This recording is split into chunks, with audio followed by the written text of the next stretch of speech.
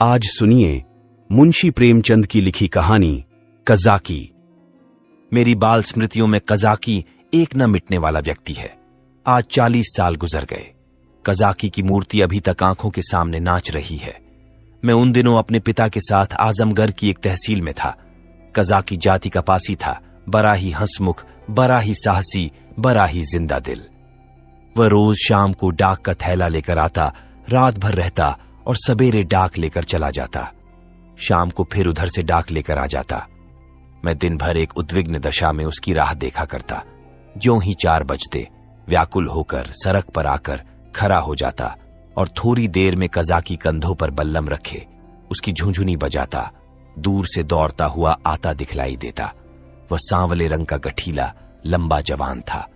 शरीर सांचे में ऐसा ढला हुआ कि चतुर मूर्तिकार भी उसमें कोई दोष न निकाल सकता। उसकी छोटी छोटी मूंछें उसके सुडौल चेहरे पर बहुत ही अच्छी मालूम होती थीं। मुझे देखकर वह और तेज दौड़ने लगता, उसकी झुंझुनी और तेजी से बजने लगती और मेरे हृदय में और जोर से खुशी की धड़कन होने लगती। हर्षातिरेक में मैं भी दौड़ पड़ता और एक क्षण में कज़ाकी का कंधा मेरा सिंहासन बन जाता। वह स्थान मेरी अभिलाषाओं का स्वर्ग था। स्वर्ग के निवासियों को भी शायद वह आंदोलित आनंद न मिलता होगा जो मुझे कज़ाकी के विशाल कंधों पर मिलता था। संसार मेरी आंखों में तुच्छ हो जाता और जब कज़ाकी मुझे कंधों पर लिए हुए दौड़ने लगता तब तो ऐसा मालूम होता मानो मैं हवा के घोरे पर उड़ा जा रहा हूं। कज़ाकी डाकखाने में पहुंचता तो पसीने से तर रहता, लेकिन आराम करने की आदत न थी। थैला रखते ही वह हम लोगों को लेकर किसी मैदान में निकल जाता। कभी हमारे साथ खेलता, कभी बिरह गाकर सुनाता और कभी कहानियां सुनाता। उसे चोरी और डाके, मारपीट, भूत प्रेत की सैकड़ों कहानियां याद थीं। मैं ये कहानियां सुनकर विस्मयपूर्ण आनंद में मग्न हो जाता। उसकी कहानियों के चोर और डाकू सच्चे योद्धा होते थे जो अमीरों को लूटकर दीन दुखी प्राणियों का पालन करते थे। मुझे उन पर घृणा के बदले श्रद्धा होती थी। एक दिन कज़ाकी को डाक का थैला लेकर आने में देर हो गई। सूर्यास्त हो गया और वह दिखलाई न दिया। मैं खोया हुआ सा सड़क पर दूर तक आंखें फाड़ फाड़ कर देखता था, पर वह परिचित रेखा न दिखलाई पड़ती थी। कान लगाकर सुनता था, झुनझुन की वह आमोदमय ध्वनि न सुनाई देती थी। प्रकाश के साथ मेरी आशा भी मलिन होती जाती थी। उधर से किसी को आते देखता तो पूछता, कज़ाकी आता है, पर या तो कोई सुनता ही न था या केवल सिर हिला देता था। सहसा झुनझुन की आवाज कानों में आई। मुझे अंधेरे में चारों ओर भूत ही दिखलाई देते थे। यहां तक कि माताजी के कमरे में ताक पर रखी हुई मिठाई भी अंधेरा हो जाने के बाद मेरे लिए त्याज्य हो जाती थी। लेकिन वह आवाज सुनते ही मैं उसकी तरफ जोर से दौड़ा। हां, वह कज़ाकी ही था। उसे देखते ही मेरी विकलता क्रोध में बदल गई। मैं उसे मारने लगा, फिर रूठ करके अलग खड़ा हो गया। कज़ाकी ने हंसकर कहा, मारोगे तो मैं एक चीज लाया हूं, वह न दूंगा। मैंने साहस करके कहा, जाओ, मत देना, मैं लूंगा ही नहीं। कज़ाकी, अभी दिखा दूं तो दौड़ कर गोद में उठा लोगे। मैंने पिघल कर कहा, अच्छा दिखा दो। कज़ाकी, तो आकर मेरे कंधों पर बैठ जाओ, भाग चलूं, आज बहुत देर हो गई है, बाबूजी बिगड़ रहे होंगे। मैंने अकर कर कहा, पहले दिखा। मेरी विजय हुई। अगर कज़ाकी को देर का डर न होता और वह 1 मिनट भी और रुक सकता तो शायद पांसा पलट जाता। उसने कोई चीज दिखलाई जिसे वह एक हाथ से छाती से चिपटाए हुए था। लंबा मुंह था और 2 आंखें चमक रही थीं। मैंने उसे दौड़कर कज़ाकी की गोद से ले लिया। यह हिरण का बच्चा था। आह, मेरी उस खुशी का कौन अनुमान करेगा। तब से कठिन परीक्षाएं पास की, अच्छा पद भी पाया, राय बहादुर भी हुआ, पर वह खुशी फिर न हासिल हुई।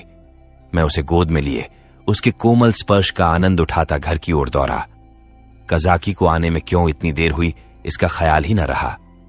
मैंने पूछा, यह कहां मिला कज़ाकी?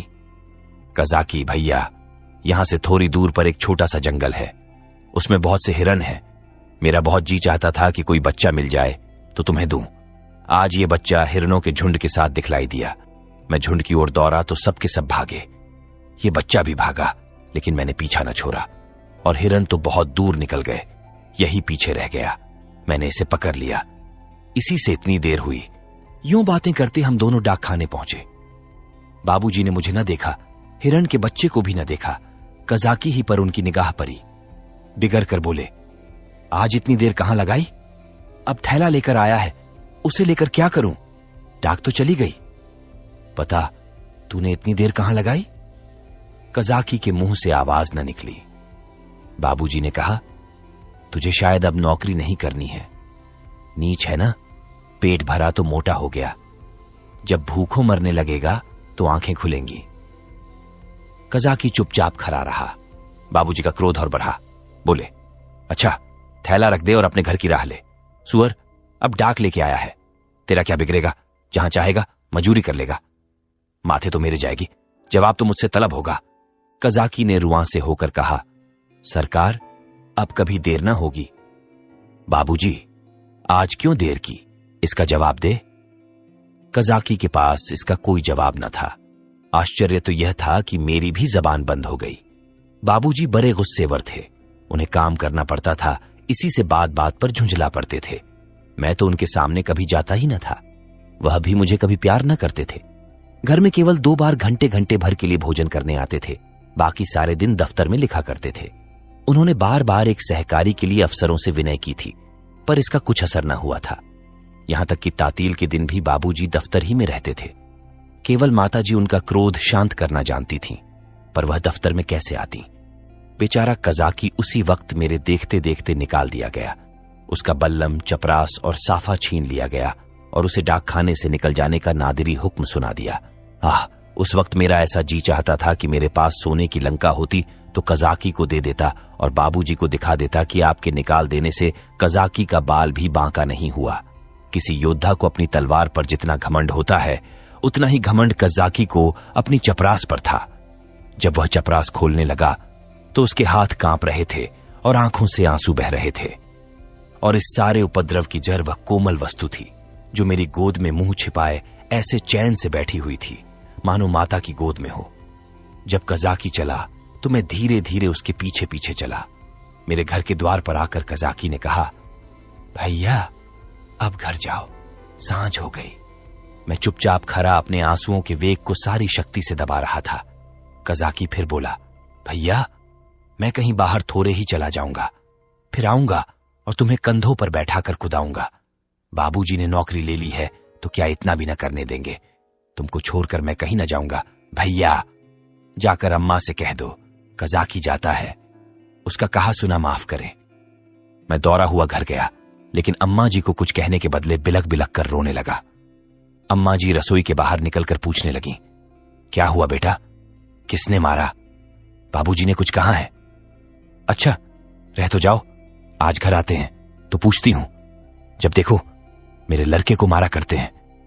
चुप रहो बेटा, अब तुम उनके पास कभी मत जाना। मैंने बड़ी मुश्किल से आवाज संभाल कर कहा, कजाकी। अम्मा ने समझा कजाकी ने मारा है, बोली, अच्छा आने दो कजाकी को, देखो खरे खरे निकलवा देती हूं। हरकारा होकर मेरे राजा बेटा को मारे, आज ही तो साफा बल्लम सब छिनवाए लेती हूं। वाह, मैंने जल्दी से कहा। नहीं, कजाकी ने नहीं मारा, बाबूजी ने उसे निकाल दिया है। उसका साफा बल्लम छीन लिया, चपरास भी ले ली। अम्मा, यह तुम्हारे बाबूजी ने बहुत बुरा किया। वह बेचारा अपने काम में इतना चौकस रहता है, फिर उसे क्यों निकाला? मैंने कहा, आज उसे देर हो गई थी। यह कहकर मैंने हिरण के बच्चे को गोद से उतार दिया। घर में उसके भाग जाने का भय न था। अब तक अम्मा जी की निगाह भी उस पर न पड़ी थी। उसे फुदकते देखकर वह सहसा चौंक पड़ी और लपक कर मेरा हाथ पकड़ लिया कि कहीं यह भयंकर जीव मुझे काट न खाए। मैं कहां तो फूट फूट कर रो रहा था और कहां अम्मा की घबराहट देखकर खिलखिलाकर हंस पड़ा। अम्मा, अरे ये तो हिरण का बच्चा है, कहां मिला? मैंने हिरण के बच्चे का सारा इतिहास और उसका भीषण परिणाम आदि से अंत तक कह सुनाया। अम्मा, ये इतना तेज भागता था कि कोई दूसरा होता तो पकड़ ही न सकता। सनसन हवा की तरह उड़ता चला जाता था। कजाकी 5-6 घंटे तक इसके पीछे दौड़ता रहा, तब कहीं जाकर बच्चा मिले। अम्मा जी, कजाकी की तरह कोई दुनिया भर में नहीं दौड़ सकता, इसी से तो देर हो गई। इसलिए बाबूजी ने बेचारे को निकाल दिया, चपरास, साफा, बल्लम सब छीन लिया। अब बेचारा क्या करेगा? भूखों मर जाएगा। अम्मा ने पूछा, कहां है कजाकी? जरा उसे बुला तो लाओ। मैंने कहा, बाहर तो खड़ा है। कहता था, अम्मा जी से मेरा कहा सुना माफ करवा देना। अब तक अम्मा जी मेरे वृत्तांत को दिल लगी समझ रही थीं। शायद वह समझती थीं कि बाबूजी ने कजाकी को डांटा होगा, लेकिन मेरा अंतिम वाक्य सुनकर संशय हुआ कि सचमुच तो कजाकी बर्खास्त नहीं कर दिया गया। बाहर आकर कजाकी पुकारने लगी, पर कजाकी का कहीं पता न था। मैंने बार बार पुकारा, लेकिन कजाकी वहां न था। खाना तो मैंने खा लिया, बच्चे शोक में खाना नहीं छोड़ते, खासकर जब रबरी भी सामने हो। मगर बड़ी रात तक परे परे सोचता रहा। मेरे पास रुपये होते तो 1 लाख रुपये कजाकी को दे देता और कहता, बाबूजी से कभी मत बोलना, बेचारा भूखों मर जाएगा। देखूं कल आता है कि नहीं। अब क्या करेगा आकर। मगर आने को तो कह गया है। मैं कल उसे अपने साथ खाना खिलाऊंगा। यही हवाई किले बनाते बनाते मुझे नींद आ गई। दूसरे दिन मैं दिन भर अपने हिरण के बच्चे की सेवा सत्कार में व्यस्त रहा। पहले उसका नामकरण संस्कार हुआ, मुन्नू नाम रखा गया। फिर मैंने उसका अपने सब हमजोलियों और सहपाठियों से परिचय कराया।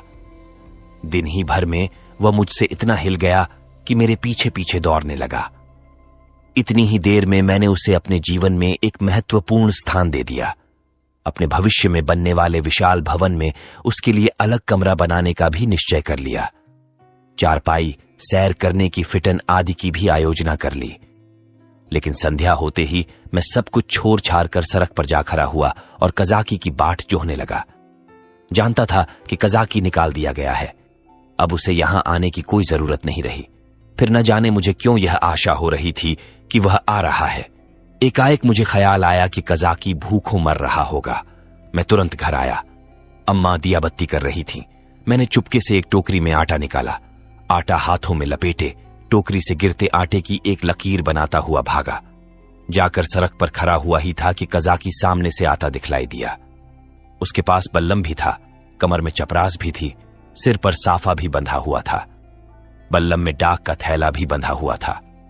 मैं दौड़कर उसकी कमर से चिपट गया और विस्मित होकर बोला, तुम्हें चपरास और बल्लम कहां से मिल गया कजाकी? कजाकी ने मुझे उठाकर कंधों पर बैठालते हुए कहा, वह चपरास किस काम की थी भैया? वह तो गुलामी की चपरास थी। ये पुरानी खुशी की चपरास है। पहले सरकार का नौकर था, अब तुम्हारा नौकर हूं। ये कहते कहते उसकी निगाह टोकरी पर पड़ी जो वहीं रखी थी। बोला, ये आटा कैसा है भैया? मैंने सकुचाते हुए कहा, तुम्हारे ही लिए तो लाया हूं। तुम भूखे होगे, आज क्या खाया होगा? कजाकी की आंखें तो मैं न देख सका, उसके कंधों पर बैठा हुआ था। हां, उसकी आवाज से मालूम हुआ कि उसका गला भर आया है। बोला, भैया क्या रूखी ही रोटियां खाऊंगा? दाल, नमक, घी और तो कुछ नहीं है। मैं अपनी भूल पर बहुत लज्जित हुआ। सच तो है, बेचारा रूखी रोटियां कैसे खाएगा, लेकिन नमक, दाल, घी कैसे लाऊं? अब तो अम्मा चौके में होंगी। आटा लेकर तो किसी तरह भाग आया था। अभी तक मुझे न मालूम था कि मेरी चोरी पकड़ ली गई। आटे की लकीर ने सुराग दे दिया है। अब ये 3 चीजें कैसे लाऊंगा? अम्मा से मांगूंगा तो कभी न देंगी। एक एक पैसे के लिए तो घंटों रुलाती हैं। इतनी सारी चीजें क्यों देने लगी? एकाएक मुझे एक बात याद आई। मैंने अपनी किताबों के बस्तों में कई आने पैसे रख छोड़े थे। मुझे पैसे जमा करके रखने में बड़ा आनंद आता था। मालूम नहीं अब वह आदत क्यों बदल गई। अब भी वही हालत होती तो शायद इतना फाके मस्त न रहता। बाबूजी मुझे प्यार तो कभी न करते थे, पर पैसे खूब देते थे। शायद अपने काम में व्यस्त रहने के कारण मुझसे पिंड छुराने के लिए इसी नुस्खे को सबसे आसान समझते थे। इनकार करने में मेरे रोने और मचलने का भय था। इस बाधा को वह दूर ही से टाल देते थे। अम्मा जी का स्वभाव इससे ठीक प्रतिकूल था। उन्हें मेरे रोने और मचलने से किसी काम में बाधा पड़ने का भय न था। आदमी लेटे लेटे दिन भर रोना सुन सकता है। हिसाब लगाते हुए जोर की आवाज से ध्यान बढ़ जाता है। अम्मा मुझे प्यार तो बहुत करती थीं, पर पैसे का नाम सुनते ही उनकी त्योरियां बदल जाती थीं। मेरे पास किताबें न थीं। हां, एक बस्ता था जिसमें डाकखाने के 2-4 फार्म तह करके पुस्तक रूप में रखे हुए थे। मैंने सोचा, दाल, नमक और घी के लिए क्या उतने पैसे काफी न होंगे? मेरी तो मुट्ठी में नहीं आते। यह निश्चय करके मैंने कहा, अच्छा मुझे उतार दो तो मैं दाल और नमक ला दूं, मगर रोज आया करोगे ना? कजाकी, भैया खाने को दोगे तो क्यों ना आऊंगा? मैंने कहा, मैं रोज खाने को दूंगा। कजाकी बोला, तो मैं रोज आऊंगा। मैं नीचे उतरा और दौड़कर सारी पूंजी उठा लाया। कजाकी को रोज बुलाने के लिए उस वक्त मेरे पास कोहनूर हीरा भी होता तो उसको भेंट करने में मुझे पसोपेश न होता। कजाकी ने विस्मित होकर पूछा, ये पैसे कहां पाए भैया? मैंने गर्व से कहा, मेरे ही तो हैं। कजाकी, तुम्हारी अम्मा जी तुमको मारेंगी, कहेंगी कजाकी ने फुसलाकर मंगवा लिए होंगे। भैया, इन पैसों की मिठाई ले लेना और मटके में रख देना। मैं भूखों नहीं मरता, मेरे 2 हाथ हैं, मैं भला भूखों मर सकता हूं? मैंने बहुत कहा कि पैसे मेरे हैं, लेकिन कजाकी ने न लिए। उसने बड़ी देर तक इधर उधर की सैर कराई, गीत सुनाए और मुझे घर पहुंचाकर चला गया। मेरे द्वार पर आटे की टोकरी भी रख दी। मैंने घर में कदम रखा ही था कि अम्मा जी ने डॉट कर कहा, क्यों रे चोर, तू आटा कहां ले गया था? अब चोरी करना सीखता है। बता, किसको आटा दे आया? नहीं तो तेरी खाल उधेर कर रख दूंगी। मेरी नानी मर गई। अम्मा क्रोध में सिंहनी हो जाती थीं। सिटपिटा कर बोला, किसी को तो नहीं दिया? अम्मा, तूने आटा नहीं निकाला? देख कितना आटा सारे आंगन में बिखरा पड़ा है। मैं चुप खड़ा था। वह कितना ही धामकाती थीं, चुमकारती थीं, पर मेरी जबान न खुलती थी। आने वाली विपत्ति के भय से प्राण सूख रहे थे। यहां तक कि यह भी कहने की हिम्मत न पड़ती थी कि बिगड़ती क्यों हो, आटा तो द्वार पर रखा हुआ है और न उठाकर लाते ही बनता था। मानो क्रिया शक्ति ही लुप्त हो गई हो, मानो पैरों में हिलने की सामर्थ्य ही नहीं। सहसा कजाकी ने पुकारा, बहू जी, आटा द्वार पर रखा हुआ है, भैया मुझे देने को ले गए थे। ये सुनते ही अम्मा द्वार की ओर चली गईं। कजाकी से वह पर्दा न करती थीं। उन्होंने कजाकी से कोई बात की या नहीं, ये तो मैं नहीं जानता, लेकिन अम्मा जी खाली टोकरी लिए हुए घर में आईं। फिर कोठरी में जाकर संदूक से कुछ निकाला और द्वार की ओर गईं। मैंने देखा कि उनकी मुट्ठी बंद थी। अब मुझसे वहां खड़े न रहा गया। अम्मा जी के पीछे पीछे मैं भी गया। अम्मा ने द्वार पर कई बार पुकारा, मगर कजाकी चला गया था। मैंने बड़ी अधीरता से कहा, मैं जाकर खोज लाऊं अम्मा जी? अम्मा जी ने किवारें बंद करते हुए कहा, तुम अंधेरे में कहां जाओगे? अभी तो यहीं खड़ा था। मैंने कहा कि यहीं रहना, मैं आती हूं। तब तक न जाने कहां खिसक गया। बड़ा संकोची है, आटा तो लेता ही न था। मैंने जबरदस्ती उसके अंगोछे में बांध दिया। मुझे तो बेचारे पर बड़ी दया आती है। न जाने बेचारे के घर में कुछ खाने को है कि नहीं। रुपये लाई थी कि दे दूंगी, पर न जाने कहां चला गया। अब तो मुझे भी साहस हुआ। मैंने अपनी चोरी की पूरी कथा कह डाली। बच्चों के साथ समझदार बच्चे बनकर मां बाप उन पर जितना असर डाल सकते हैं, जितनी शिक्षा दे सकते हैं, उतने बूढ़े बनकर नहीं। अम्मा जी ने कहा, तुमने मुझसे पूछ क्यों न लिया? क्या मैं कजाकी को थोड़ा सा आटा न देती? मैंने इसका उत्तर न दिया। दिल में कहा, इस वक्त तुम्हें कजाकी पर दया आ गई है, जो चाहे दे डालो, लेकिन मैं मांगता तो मारने दौड़ती। हां, यह सोचकर चित्त प्रसन्न हुआ कि अब कजाकी भूखों न मरेगा। अम्मा जी उसे रोज खाने को देंगी और वह रोज मुझे कंधों पर बिठाकर सैर कराएगा। दूसरे दिन मैं दिन भर मुन्नू के साथ खेलता रहा। शाम को सड़क पर जाकर खड़ा हो गया, मगर अंधेरा हो गया और कजाकी का कहीं पता नहीं। दिए जल गए, रास्ते में सन्नाटा छा गया, पर कजाकी ना आया। मैं रोता हुआ घर आया। अम्मा जी ने पूछा, क्यों रोते हो बेटा, क्या कजाकी नहीं आया? मैं और जोर से रोने लगा। अम्मा जी ने मुझे छाती से लगा लिया। मुझे ऐसा मालूम हुआ कि उनका भी कंठ गदगद हो गया है। उन्होंने कहा, बेटा चुप हो जाओ, मैं कल किसी हरकारे को भेजकर कजाकी को बुलवाऊंगी। मैं रोते ही रोते सो गया। सवेरे ज्यों ही आंखें खुली, मैंने अम्मा जी से कहा, कजाकी को बुलवा दो। अम्मा ने कहा, आदमी गया है बेटा, कजाकी आता होगा। खुश होकर खेलने लगा। मुझे मालूम था कि अम्मा जी जो बात कहती हैं उसे पूरा जरूर करती है। उन्होंने सवेरे ही एक हरकारे को भेज दिया था। 10 बजे जब मैं मुन्नू को लिए हुए घर आया तो मालूम हुआ कि कजाकी अपने घर पर नहीं मिला। वह रात को भी घर न गया था। उसकी स्त्री रो रही थी कि न जाने कहां चले गए। उसे भय था कि वह कहीं भाग गया है। बालकों का हृदय कितना कोमल होता है, इसका अनुमान दूसरा नहीं कर सकता। उनमें अपने भावों को व्यक्त करने के लिए शब्द नहीं होते। उन्हें यह भी झांत नहीं होता कि कौन सी बात उन्हें विकल कर रही है, कौन सा कांटा उनके हृदय में खटक रहा है, क्यों बार बार उन्हें रोना आता है, क्यों वे मन मारे बैठे रहते हैं, क्यों खेलने में जी नहीं लगता। मेरी भी यही दशा थी। कभी घर में आता, कभी बाहर जाता, कभी सड़क पर जा पहुंचता। आंखें कजाकी को ढूंढ रही थीं। वह कहां चला गया? कहीं भाग तो नहीं गया? तीसरे पैर को मैं खोया हुआ सा सड़क पर खड़ा था। सहसा मैंने कजाकी को एक गली में देखा। हां, वह कजाकी ही था। मैं उसकी ओर चिल्लाता हुआ दौड़ा, पर गली में उसका पता न था। न जाने किधर गायब हो गया। मैंने गली के इस सिरे से उस सिरे तक देखा, मगर कहीं कजाकी की गंधा तक न मिली। घर जाकर मैंने अम्मा जी से यह बात कही। मुझे ऐसा जान पड़ा कि वह यह बात सुनकर बहुत चिंतित हो गई। इसके बाद 2-3 दिन तक कजाकी न दिखलाई दिया।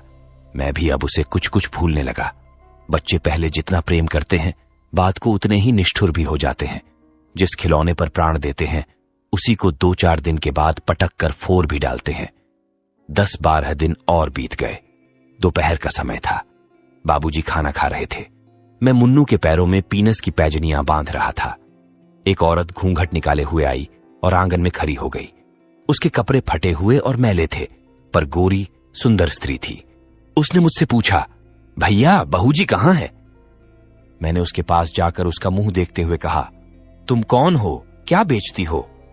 औरत, कुछ बेचती नहीं हूं, तुम्हारे लिए ये कमलगट्टे लाई हूं।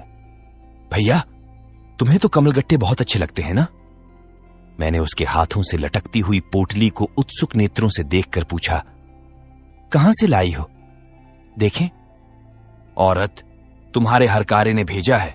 भैया, मैंने उछलकर पूछा। कजाकी ने? औरत ने सिर हिलाकर हां कहा और पोटली खोलने लगी। इतने में अम्मा जी भी रसोई से निकल आईं। उसने अम्मा के पैरों का स्पर्श किया। अम्मा ने पूछा, तू कजाकी की घरवाली है? औरत ने सिर झुका लिया। अम्मा, आजकल कजाकी क्या करता है? औरत ने रोकर कहा, बहू जी, जिस दिन से आपके पास से आटा लेकर गए हैं, उसी दिन से बीमार पड़े हैं। बस भैया भैया किया करते हैं। भैया ही में उनका मन बसा रहता है। चौंक चौंक कर भैया भैया कहते हुए द्वार की ओर दौड़ते हैं। न जाने उन्हें क्या हो गया है बहू जी। एक दिन मुझसे कुछ कहा न सुना, घर से चल दिए और एक गली में छिपकर भैया को देखते रहे। जब भैया ने उन्हें देख लिया तो भागे। तुम्हारे पास आते हुए लजाते हैं। मैंने कहा, हां, मैंने उस दिन तुमसे जो कहा था अम्मा जी। अम्मा, घर में कुछ खाने पीने को है? औरत, हां बहू जी, तुम्हारे आशीर्वाद से खाने पीने का दुख नहीं है। आज सवेरे उठे और तालाब की ओर चले गए। बहुत कहती रही, बाहर मत जाओ, हवा लग जाएगी, मगर न माने। मारे कमजोरी के पैर कांपने लगते हैं, मगर तालाब में घुसकर ये कमल गट्टे तौर लाए। तब मुझसे कहा, ले जा, भैया को दे आ, उन्हें कमलगट्टे बहुत अच्छे लगते हैं। कुशल क्षेम पूछती आना। मैंने पोटली से कमलगट्टे निकाल लिए थे और मजे से छक रहा था। अम्मा ने बहुत आंखें दिखाई, मगर यहां इतनी सब्र कहां। अम्मा ने कहा, कह देना सब कुशल है। मैंने कहा, यह भी कह देना कि भैया ने बुलाया है। न जाओगे तो फिर तुमसे कभी न बोलेंगे। हां। बाबूजी खाना खाकर निकल आए थे। तौलिए से हाथ मुंह पोंछते हुए बोले, और यह भी कह देना कि साहब ने तुमको बहाल कर दिया है। जल्दी जाओ, नहीं तो कोई दूसरा आदमी रख लिया जाएगा। औरत ने अपना कपड़ा उठाया और चली गई। अम्मा ने बहुत पुकारा, पर वह न रुकी। शायद अम्मा जी उसे सीधा देना चाहती थीं। अम्मा ने पूछा, सचमुच बहाल हो गया? बाबूजी, और क्या झूठे ही बुला रहा हूं? मैंने तो 5वें ही दिन बहाली की रिपोर्ट की थी।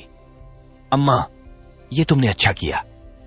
बाबूजी, उसकी बीमारी की यही दवा है। प्रातकाल में उठा तो क्या देखता हूं कि कजाकी लाठी टेकता हुआ चला आ रहा है। वह बहुत दुबला हो गया था, मालूम होता था बूढ़ा हो गया है। हरा भरा पैर सूख कर ठूंठा हो गया था। मैं उसकी ओर दौड़ा और उसकी कमर से चिमट गया। कजाकी ने मेरे गाल चूमे और मुझे उठाकर कंधों पर बैठालने की चेष्टा करने लगा, पर मैं न उठ सका। तब वह जानवरों की भांति भूमि पर हाथों और घुटनों के बल खड़ा हो गया और मैं उसकी पीठ पर सवार होकर डाकखाने की ओर चला। मैं उस वक्त फूला न समाता था और शायद कजाकी मुझसे भी ज्यादा खुश था। बाबूजी ने कहा, कज़ाकी तुम बहाल हो गए, अब कभी देर न करना। कज़ाकी रोता हुआ पिताजी के पैरों पर गिर पड़ा, मगर शायद मेरे भाग्य में दोनों सुख भोगना न लिखा था। मुन्नू मिला तो कज़ाकी छूटा। कज़ाकी आया तो मुन्नू हाथ से गया, और ऐसा गया कि आज तक उसके जाने का दुख है। मुन्नू मेरी ही थाली में खाता था।